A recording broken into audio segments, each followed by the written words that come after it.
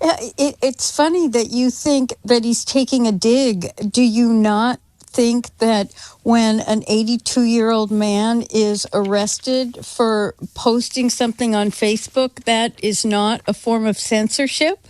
Well, it depends what he posts, doesn't it? Depends if it's legal. Well, what did that 82-year-old man post? Well, let's back up a minute here. If we are starting to scrutinize everything that someone says, if we're arresting them because hold on a minute. What is speech, you mentioned a specific case there. What is it this 82-year-old was arrested for? Honestly, I can't remember, but you're telling me that it's outrageous that an 82-year-old man was... No, sorry, okay. This is important because you've just said this is an example of free speech under threat in the UK, but you can't tell me what he was arrested for.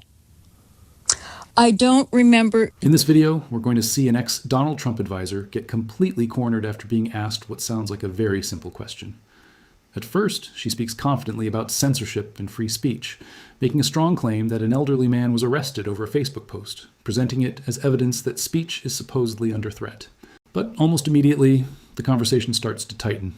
When she's pressed for basic details about the case, things begin to unravel, and that confident argument suddenly doesn't feel so solid anymore. What looked like a clear example turns into a moment of hesitation, backtracking, and uncertainty under direct questioning. Before we jump into the full exchange, make sure you're subscribed, because what happens next shows exactly how quickly a strong political talking point can fall apart when it's challenged with simple follow-up questions. Don't remember the So why you bring it up then? I brought it up as an example that if we are scrutinizing what an 82-year-old man posts on Facebook... But you can't assess that without knowing what he said, can you? Well, you know what? Let's just say I brought up a wrong example because I don't have the context Could it possibly be now. Because it's all a load of nonsense and free speech isn't under threat in the UK at all, which I think you've just demonstrated respectfully? You know what? I've been there I've lived in the UK for 24 years. And yes, I do believe that censorship, it started with political correctness. Right. And as political correctness moved from accusing people of microaggressions and then people getting triggered over what somebody said, it has been a form of putting a speech straitjacket on people. So what can't you say in the UK right now without being arrested that you think people should have the right to say? You know what? That's a very good question. It is. Thank you. It is. I can't answer that question, and I can't give you an example exactly. But see, so what I find interesting. Sorry, Jane. You've given me an example of free speech being under threat. You can't tell me what the person said. Well, I've asked you for one single thing that you can't say in the UK without fear of being arrested, and you can't think of anything. It's because Britain still is a country, compared to the United States, by the way, where free speech absolutely exists and always will. Well, we both see it differently then. But you can't give me any single point of evidence whatsoever to back up your idea. Why don't you give me an example of how free speech still exists and censorship is not there? Because you don't get arrested by the police for saying anything that isn't incitement or hate speech in this country. People are free to express their opinions. People are free to give their views. We do not have a police state in this country, unlike, I might say, the way that the United States is going under Donald Trump. Well, you know, that's interesting because it's not going that way with Donald Trump. It was going that way, and it's now reversing itself. Right. So banning journalists from the White House because you don't like what they've written, demanding the impeachment of judges because you don't like what they've ruled, sacking government officials because they've dared to criticise you at any point in recent years, defunding universities because they're not doing what you do, threatening law firms if they don't toe the party line, defunding media organisations that you think are against you, arresting students because of what they've written on social media, and ramping up checks of people entering the UK to check they haven't posted anything on Facebook that you don't like, doesn't amount to any sort of attack on free speech. That's really twisting things without the specific examples. You're giving... They're facts. No, You're giving examples the same way I gave the example But you of didn't the give any 82-year-old examples, and I've just given man. you 10. No, you've just given me a very biased perspective. Bias is facts. All of those things have happened. Which of those haven't happened? Have journalists been banned from the White House under the Trump administration?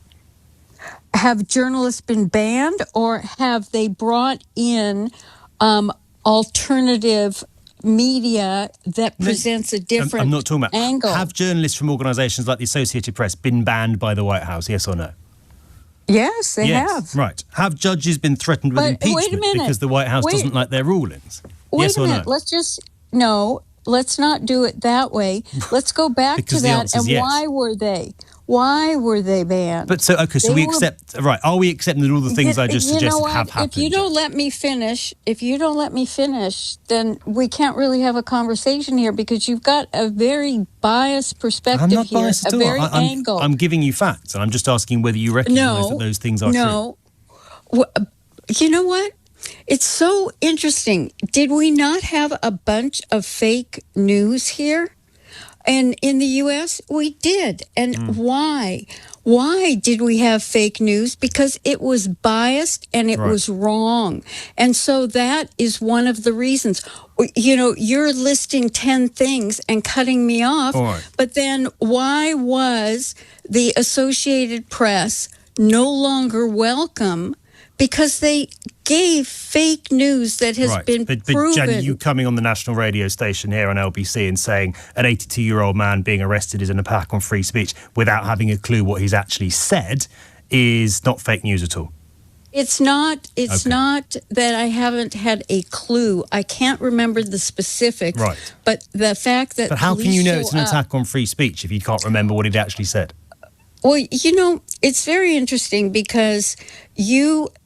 started this off by saying J.D. Vance had a dig. And so we don't get to have an intelligent discussion about whether there really is censorship going on, if people are afraid to speak out. But he has had a dig, and that's his own language. He said previously when he talked about the UK... No, you called it a dig. What happens next really shifts the tone of the entire discussion, because the host doesn't let the argument just float by without challenge.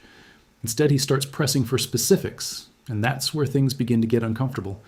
Claims about censorship, free speech restrictions, and political targeting are put under the spotlight, and suddenly there's a struggle to actually provide clear, verifiable examples when asked directly.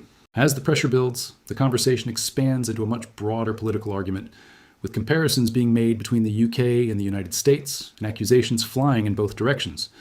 Supporters of the free speech narrative argue that Western governments are increasingly restrictive, while critics push back, saying the claims don't match reality and fall apart under scrutiny. What follows is a back and forth that escalates quickly, touching on figures like J.D. Vance and Donald Trump, and expanding into a wider debate about media bias, censorship, and political accountability. But the key moment remains the same. When asked to clearly support the original claim, the response becomes far less certain than it first appeared.